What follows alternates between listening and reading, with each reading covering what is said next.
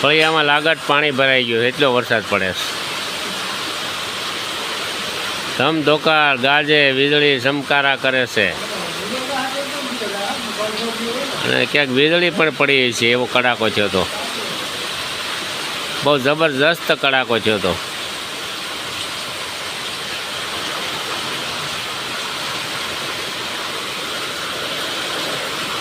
અત્યારે રાત્રિનો 1:30 વાગ્યો છે.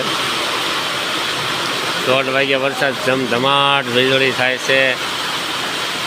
કડાકા ભડાકા સાથે વરસાદ મોટા છાંટા પડી રહ્યો છે.